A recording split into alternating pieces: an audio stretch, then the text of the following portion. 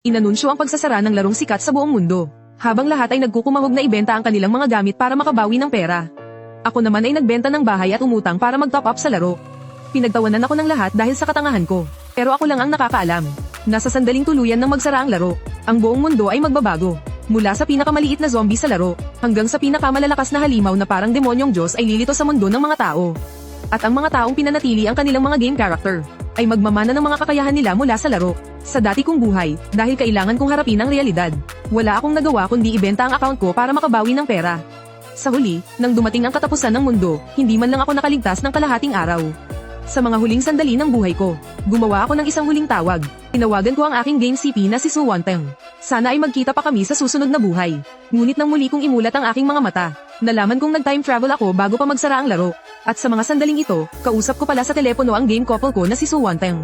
Narinig ko ang boses ni Su Wanteng mula sa kabilang linya. Anong problem? Kung ano-anong kalokohan ang sinasabi mo. Hindi ba't magsasara lang naman ang Phantom Century? Pwede naman tayong maglaro ng ibang laro. Tsaka, pwede pa naman nating laruin to ng kalahating buwan. Plano mo bang ibenta ang account mo? Ako kasi, hindi na rin naman mabibenta ng mahal ngayon, di ba? Tsaka, ang dami kong alaala rito. Plano kong laruin to hanggang sa huling segundo bago ito magsara. Nang marinig ko ang eksaktong parehong sagot niya, nakumpirma kong totoong nag-time travel ako. Nang mapansin niyang matagal na akong hindi nagsasalita, nagtanong si Su Wanteng na may halong pagkadismaya sa boses. Bakit hindi ka nagsasalita? Huwag mong sabihin gusto mo talagang ibenta ang account mo. Para sa kanya, ang larong ito ay hindi lang basta isang laro. Isa itong magandang alaala, at ako ang pinaka-importanteng bahagi ng alaalang iyon. Kaya nang marinig niyang pinili kong ibenta ang aking account, at hindi siya samahan hanggang sa huli, natural lang na madismaya siya. Sa nakaraang buhay ko, talagang nadismaya siya dahil dito. Pero noong dumating na ang mga halimaw, si Su Wanteng, na nagmana ng mga kakayahan ng kanyang karakter, ay agad pa rin akong sinagip. Sayang nga lang at hindi man lang ako tumagal ng kalahating araw.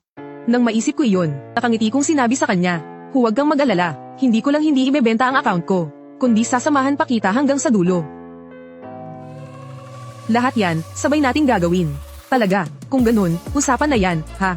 Oo, usapan na. Pagkatapos ng matamis na pangakong iyon, ibinaba ko na ang tawag. Pagkatapos ay binuksan ko ang game forum. Halos lahat ay mga post na nagrereklamo tungkol sa mga opisyal ng laro. At mga post na nagbebenta ng equipment. Nag-scroll lang ako, at nakakita ako ng napakaraming player na nagbebenta ng gold coins. 100,000,000 gold coins. Binibenta sa halagang 100,000 lang. Dapat tandaan na bilang isang sikat na online game, ang gold coins dito ay may 1:1 na katumbas sa totoong pera. Pero ngayon, bumagsak na ito sa 1,000:1. Pero alam ko, na hindi pa ito ang tamang oras para bumili. Dahil babagsak pa lalo ang mga presyo mamaya. Nagpatuloy ako sa pag-scroll. Nang makakita ako ng isang post, biglang nagdingning ang mga mata ko. Ang banal na tungkod ng unos ng Diyos ng Mahika. Isang max level na banal na sandata. Ang nag-iisa sa buong server, binibenta sa bagsak presyong 600,000. Sakto pa, mage ang class ko. Aamba na sana akong bilhin ito. Nang bigla kong mapagtanto na parang hindi ko ito kayang bilhin. Ngunit pagkatapos ng isang segundong pag-aalinlangan, natauhan ako, ibebenta ko ang bahay bukas. Tutal, malapit nang sakupin ng laro ang totoong mundo. Pagdating ng oras na iyon at lumusab na ang mga halimaw, ang kahit anong nagtataasang gusali ay magiging parang papel lang sa harap nila. Kaya naman, agad akong naghanap ng ahente. Dahil ang tinitirhan kong subdivision ay nasa isang school district. Kaya nung ipinost ko na binibenta na, mabilis na may kumontak na buyer. 3,000,000 cash. Pero kailangan pang ayusin yung kontrata, yung komisyon ng ahente, at iba pang mga bagay. Kahit anong bilis, bukas pa pinakamaagang matatapos ang transaksyon. Pero hindi ako nagmamadali, dahil marami pa akong kailangang gawin. Ang una sa lahat ay ang mag-loan. Magbayad, asa, habang nasa pangalan ko pa ang bahay. Agad kong inilagay ang impormasyon bilang may-ari ng bahay. Pati na ang personal details ko sa iba't ibang loaning app. Mabilis na nagbigay ng credit limit ang mga app na yon. Winidraw ko lahat, mga mahigit 1,000,000 lahat. Pero kulang na kulang pa rin to. Humanap ulit ako ng mga nagpapautang na may malaking interes. Ginamit ko ang bahay bilang collateral. Nakakuha ulit ako ng 1.6 na milyon. Pagkatapos kong gawin ang lahat ng ito, tinawagan ko ang kaklase kong si Tobo Choi, Zhang. Bago pa ay anunsyo ang server shutdown. Dati siyang nasa larong Fantasy Century Yuan. Isang malaking professional merchant. Pero dahil sa nangyaring server shutdown, halos mabankrupt na siya. Nang sagutin niya ang tawag, direkta kong sinabi, kaya ako tumawag sa'yo ay para hindi ka malugi ng ganyan kalaki. Ganito na lang, kaya mo bang makakuha ng 1,000,000,000 gold coins? Kung magkano ang market price ngayon, bibilhin ko lahat sa'yo. Ano? 1,000,000,000 gold coins? Seryoso ka ba? Lahat ng tao ngayon, naghahanap ng tandang papasahan ng problema. Bakit ikaw pa yung gustong samalo nito? Huwag mo nang alalahanin yan. Oo nga pala, pakihanap mo na rin ako ng isang fashion set. Pati na rin mga rare pet egg at golden pet egg. Di ba nagbebenta ka rin ng mga costume? Bumagsak na rin ang presyo ng mga yan ngayon, bilhin mo na lahat para sa akin. At saka, lahat ng mga equipment enhancement stone. Kahit gaano karami, kunin mo lahat sa market price. Sige, nakuha ko na. Mag-online ka na. Ipapadala ko muna sa'yo yung gold coins at mga pet eggs sa mail. Pagkalipas ng ilang oras, natanggap ko na ang mga gamit na pinadala sa akin ni Fatty Zhang. Pinadalhan niya rin ako ng ilang mga costume. Sakto, pwede kong iregalo kay Wanteng. Gabi na nang matapos ako sa mga ginagawa ko. Pag online ko, nakita ko agad ang mensahe mula kay Su Wanteng. Tingin mo ba, sobrang boring na ng larong to? Dati naman, hindi ka ganito ka-late mag-online. Kung ayaw mo nang maglaro, hindi kita pipilitin. Kahit anong laro ang gusto mong subukan, sasamahan kita. 2 taon na kaming magkasama. Kahit na palagi lang kaming online. Pero para na kaming matalik na magkaibigan. Pagkarinig ko noon, bahagya akong napangiti. Hindi na ako nag-aksaya pa ng laway. Agad kong sinabi sa kanyang buksan ang warehouse niya. At binuksan ko ang voice chat at sinabing, sumali ka sa party, pumunta ka rito sa warehouse. May ipapakita ako sa'yo. Pagkasali ni Su Wanteng sa party at pagpunta sa warehouse, agad niyang nakita ang sandamakmak na gamit. Gulat siyang nagtanong, ang daming pet egg, at mayroon ka na ring God of Magic set. Late ako nag-online ngayon, kasi inasikaso ko itong mga to. Sobrang bagsak presyo na kasi ngayon. Yung mga gamit na hindi natin mabili dati, abot kamay na ngayon. Diba sabi ko sasamahan kitang maglaro hanggang sa huling segundo. Kaya dapat sulitin natin, kapag nabuo na natin ang mga gamit natin at lumakas na tayo. Dadalhin kita sa dungeon ng Twin Heart Lake, tapos pupunta tayo sa Heavenly Palace map. Teka, sinabi mo kanina na kumuha ka na rin ng gamit para sa akin. Huwag mong sabihin yung Moon Goddess set. Oo, nagpahanap na ako sa iba para sa atin. Wala muna tayong ibang gagawin ngayon. Mag-focus muna tayo sa pag-combine nitong mga pet egg. Baka makabuo tayo ng 2 mythic level na itlog. Pangarap ko to, hindi pwedeng ikaw lang ang gagastos. Heto, may baon pa akong pera.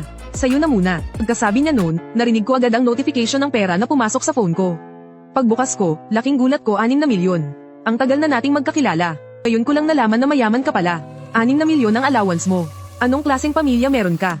Hindi na rin ako nagsalita pa. Dahil sa pera galing kay Wanteng, mas marami na akong magagawa. Pero nang maalala ko ang mga nangyari bago ako mabuhay muli, noong sinakop ng laro ang totoong mundo. Nagmamadaling iligtas ako ni Su Wanteng noon. Pero hinarang siya ng isang level 90 na boss. Isang priest na mag-isang lumalaban sa isang level 90 na boss. Patunay lang na napakalakas ng gamit ni Su Wanteng. Ibig sabihin, kahit hindi ko pa siya binilhan noon, bibili at bibili rin talaga siya para sa sarili niya. Kaya muli akong nagpadala ng voice message kay Fatty Zhang. Ipagpatuloy mo ang pagkolekta ng pet eggs para sa akin. Kahit gaano karami, kukunin ko lahat. Pagkakuha mo, ay combine mo na agad para sa akin. Mabilis na sumagot si Fatty Zhang. Mukhang mag-iipon ka ng marami. Kung ilan ang makuha ko, lahat yun para sa'yo. Hindi nagtagal, mahigit 500 pet egg ang pumasok sa account ko. Pinadala ko ang mga ito kay Su Wanteng. Tapos, sabay naming pinagsama-sama ang mga ito nang walang tigil. Phantom Age, ang mga pet sa larong ito, ay napakalalakas na kasama sa laban. Pero kailangang tumugma sa class ng may-ari, upang mailabas ang buong potensyal nila, para makabuo ng isang high-grade na pet egg. Napakalaki ng puhunang kailangan, kaya naman napakakaunti ng mga dekalidad na pet sa larong ito. Pagkalipas ng 10 minuto, nagsalita si Su Wanteng sa party channel. Okay na, natapos ko ng i-combine. Kung dati lang ito, ang pag-combine ng isang bagay na nagkakahalaga ng 5 hanggang 6 na milyon. Siguradong sobrang lakas na ng kabog ng dibdib ko. Pero naranasan ko ng mamatay. Kaya hindi na ako basta-basta natitinag. Buksan mo na agad yung itlog. Kasabay ng paglaho ng nakakasilaw na liwanag. Narinig ang isang ungol ng halimaw. Isang batang Stegosaurus na may isang hilera ng hugis pamaypay. Na mga tinik sa likod ang lumitaw. Isa itong pet na may napakataas na depensa. Kapag sinakyan ng may-ari nito, kayang harangin ng 80% ng damage. Kahit na medyo maganda, pero hindi pa rin ito umaabot sa extraordinary standard. Pero si Su Wanteng ay tuwang-tuwa. Ang cute-cute niya. Gusto ko talaga siya. Hindi ko naman kailangan o gusto ang isang pet na tulad ng baby Stegosaurus. Dahil gusto naman ni Su Wanteng, maganda na ring ibigay sa kanya bilang mount. Pagkatapos, nagpatuloy kami sa pagpisa ng itlog. Maya-maya lang, isang makulay na itlog ang sumabog sa liwanag sa harap namin. Dahil sa nakakasilaw na liwanag, napapikit kami ulit. Sa mga oras na ito, may ilang taong dumaan sa warehouse na dati walang gaanong tao. Sabi ng isa sa kanila. May nagbubukas ng makulay na itlog. Sumang-ayon naman ang isa, malapit nang magsara ang server. Bakit pa sila nagsasayang ng pera? Baka mayaman yan. Markahan mo. Sa sumunod na sandali, nakatanggap ako ng isang party invite. Pero agad din itong binawi. Nang makita ko yun, agad kong naintindihan. Na-target ako ng mga nasa laro na. Gold digger. Pinupuntirya na pala ako. Sa laro, walang mga batas na tulad sa totoong buhay. Ang mga taong may madidilim na intensyon ay walang pakundangang pumapatay para magnakaw ng equipment. Tinatawag nila ang kanilang sarili na gold diggers. Para sa mga taong ito, wala akong kahit kititing na respeto. Sabi ko sa sarili ko, mas mabuting wag akong subukan ng mga gold digger na to.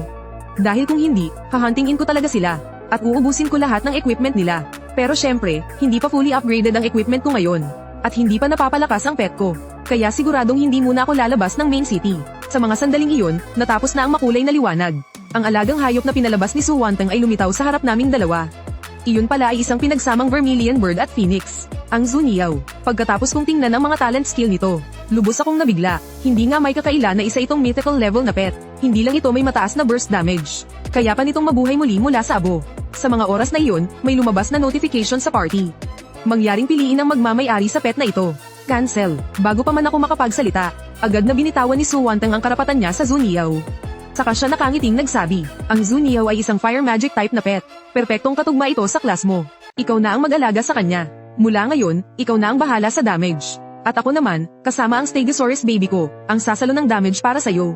Nang makita ko yun, hindi na ako nagpakipot pa. Pinili kong tanggapin ito. Sa sumunod na sandali, lumabas ang isang world announcement. Binabati ang player na si Ling Feng sa pagbubukas ng pet egg. At sinwerte ng God of Luck, nakatanggap siya ng mythical quality. Ang kaisa-isang pet sa buong server. Ang Zuniao. Pagkalabas ng announcement, ang dating tahimik na world channel ay biglang nagkagulo. Mayroong mga namangha, malapit nang magsara ang server pero nakakuha pa rin ng Zuniao. Mayroon din namang mga question. Ano namang silbi niyan? Pinakamatagal na, mga 10 araw lang yan mapapakinabangan. Sayang lang sa pera, dahil masyadong makatotohanan at makabago ang larong ito. At matagal na rin itong tumatakbo. Marami pa ring mga tao na tulad ni Su Wanteng, na kahit magsara na ang server, maglalaro pa rin sila hanggang sa huli. Tinatamad akong tingnan ang mga usapan sa World Channel, dahil marami pa akong kailangang gawin. Hindi nagtagal, nagpadala na naman sa akin si Fatty Zhang ng isang batch ng mga item. Naglalaman ito ng isang set ng level 100 na priest equipment. Maraming enhancement stones, pati na rin mga recipe para sa mga anteng-anteng at reagent, at iba pa. Napakahalaga ng mga gamit na ito. Pagkatapos kong magbayad, ibinigay ko ang mga gamit ng priest kay Su Wanteng sa pamamagitan ng trade. Sabi ko sa kanya, kapag natapos na nating ayusin ang mga gamit, uunahin nating mag-farm ng treasure maps. Nagpabili ako sa kaibigan ko ng 200 piraso. Pagkatapos, tingnan natin kung makakakuha tayo ng Divine Beast Peel o Bloodline Peel. Kapag tumaas na ang combat power natin, pupunta na tayo sa Sky Palace. Tuwang-tuwa si Su Wanteng. Talaga, pangarap ko talagang makapunta sa Sky Palace. Napakahirap pasukin ng Sky Palace. Oo, sa larong ito, iyan ang pinakamahirap na dungeon. Dati, yung mga sobrang yamang player lang na gumastos ng daan-daang milyon ang nakakatapos niyan. Pero ngayon, mahigit 1 milyon pa lang ang nagagastos ko. Mayroon na akong isang kumpletong set ng God tier gear. Pagkatapos, sabay silang nag-teleport paalis. Gusto ko sanang iwanan ng mga gold farmer. Pero hindi ko inaasahan na sumunod pala sila. Biglang may pribadong mensahe mula kay Fatty Zhang. Nakuha ko na yung Mage God's Hurricane Staff. Mayroon din akong Mustard Seed Somero. Isang pares ng storage rings. Kayang maglaman ng 1,000 item slots. Gusto mo ba? Sobrang saya ko. Ipadala mo agad dito. Ang mga gamit na yan, sa laro man o sa totoong buhay sa hinaharap, ay sobrang pakikinabangan. Pagkatapos kong asikasuhin ang mga ito, isinama ko si Su Wanteng para tapusin ang lahat ng treasure map. Lahat ng Divine Beast Peel na nakuha namin, ay ipinakain ko sa Vermilion Bird at sa Baby Stegosaurus. Ilang sandali lang, nag-evolve sila at naging mga divine pet na halos kasing lakas ng isang level 70 na boss. Pagkatapos gawin ang mga ito, sinabi ko kay Su Wanteng, punta tayo sa Chanyu City. Ang dahilan kung bakit doon kami pupunta, ay dahil isa itong pribadong teritoryo. Ang plano ko ay bilhin ang buong syudad na iyon, para kapag sinakop na ng laro ang totoong mundo, mayroon tayong sariling kuta. Ang 1 bilyong gold coins na maaga kong ipinabili kay Fatty Zhang, ay sa wakas nagamit na rin sa pagkakataong ito, matapos makipagkasundo sa dating City Lord. Sa huli ay nabili ko ito sa halagang 800 milyong gold coins. Pagkakuha ko ng autoridad bilang City Lord, agad kong itinalaga si Su Wanteng bilang Vice City Lord. Gabi na nang matapos ko ang lahat ng ito. Matapos kong patulugin si Su Wanteng, nakahinga na rin ako ng maluwag. Mabilis na nakatulog. Kinaumagahan, nagising ako dahil sa isang tawag sa telepono. Pagkasagot ko, boses ng isang hindi kilalang lalaki ang narinig ko. Si Mr. Ling Feng po ba ito? Ako po si Bai Haisheng. Ako po yung customer na bumili ng bahay nyo. Binili ko sana ang bahay na to para tirhan ng anak kong babae. Kaso, hindi pa siya nakakaalis ng bahay mag-isa simula pagkabata. At para sa kanya, dayuhan ang syudad nyo. Kaya sana, huwag ka munang umalis. Manatili ka lang muna dyan. At pakibantayan na rin ang anak ko para sa akin. Naisip ko na wala pa naman akong ibang nahanap na matitirhan. Kaya pumayag agad ako. Walang problema. Pero hindi ko maiwasang magtaka. Bakit ganoon na lang ang tiwala niya na iwan sa akin ang anak niya? Baka naman sobrang pangit ng itsura niya. Ang hindi ko inaasahan. Pagkababa ni Bai Haisheng ng telepono, sinabi niya, handa na ang lahat, Wanteng. Bukas, bibigyan ko si Ling Feng ng malaking sorpresa. Pagkababa ko ng telepono, hindi ko na yun masyadong inisip at natulog na lang ulit. Pero hindi pa ako natutulog ng matagal. Nang magising ako dahil sa isang katok sa pinto, naiinis kong sinabi, nakuha ko na ang food delivery ko. Baka mali lang ang napuntahan mo. Bilang isang taong laging nasa bahay lang, maliban sa mga delivery rider, bihira lang talagang may kumakatok sa pinto ko. Excuse me, bahay po ba ito ni Ling Feng? Ako po si Zishu Yi. Anak po ako ni Bai Haisheng. Natulala ako bigla, di ba sabi mo bukas ka pa darating? Tiningnan ko ang oras, 10:00 na ng gabi. Grabe, hating gabi na akong dumating. Pagkatapos, binuksan ko ang pinto. Ang bumungad sa akin ay hindi isang Shaka, kundi isang napakagandang babae. Mahaba, itim, at tuwid ang buhok. Perpekto ang hubog ng kanyang mukha, at may katawang pang Korean manhwa. Nang makita ni Bai Shui natulala ako. Hindi niya mapigil ang mainis ng kaunti. Bulong niya sa kanyang isip, dahil lang pala sa ganitong klase ng tao. Hindi na nakikipaglaro sa akin si Su Wanteng. Natauhan ako, agad ko siyang pinatuloy sa loob. Ngumiti ako at nagtanong, ang lalim na ng gabi. Paano ka nakarating dito? Nag-drive ka ba mag-isa? Oo, nag-drive ako papunta rito. Biglang nagningning ang mga mata ko. Isang pamilyang kayang bumili ng bahay na nagkakahalaga ng 3 milyon ng isang bagsakan. Siguradong maganda rin ang kotse. Ito'y isang ari-arian na pwedeng isang la para magkapera. Sa ngayon, mas maraming pera, mas maganda. Habang iniisip ko ang mga ito, biglang nagtanong si Bai Shui. Fantasy Century, nilalaro mo pa ba yung larong yun? Oo, hindi ko lang to basta nilalaro. Plano ko tong laruin hanggang sa huling segundo bago magsara ang server. Nagkataon naman, ganyan din ang plano ko. Nang mapag-usapan na namin ang laro, agad kaming nagkaroon ng common topic. Nawala na parang bula ang pagkailang sa pagitan namin. Ngumiti si Bai Shui at sinabing, isa akong level 100 na female warrior. Sa hinaharap, para siyang magiging reinkarnasyon ng isang Valkyrie. Napangiti na lang ako, total naglalaro ka pa rin naman. Gusto mo bang sumama sa amin mag-dungeon? Sigurado akong makukuha natin ang first kill sa bagong labas na dungeon. Malaki ang premyo. Tiningnan ako ni Zi Shui nang may pangmamaliit. Pagsasara na ang laro, ano pang silbi ng mga premyo? Pagkatapos, bigla siyang nagtanong, Ling Feng, hindi mo ba talaga ako natatandaan? Sa laro, si Xiao Neo Yiren. Natigilan ako, saka ko lang na-realize, grabe, ikaw pala si Xiao Neo Yiren. Naalala ko na sa wakas. Noong kabapasok ko pa lang, sa Wanshi Ji Yuan. Noon, isa pa lang akong noob. Nakasama ko si Su Wanteng sa isang team dungeon. Naglaro sila ni Su Wanteng hanggang level 50. Kalaunan, naging whale player si Xiao Neo Yiren. Mahilig siyang makipag-away, pagkatapos ng isang gulo sa isang maliit na guild. Para hindi na kami madamay ni Su Wanteng, pusa siyang umalis sa party namin. Sumali siya sa guild na Zhu Piao Chenli. Narinig ko pa nga na naging elder siya roon. Akala ko dati isa siyang batang babae sa totoong buhay. Hindi ko inasahan na hindi pala siya ganoon sa personal. Masasabi ko lang, hindi talaga mapagkakatiwalaan ang mga game ID.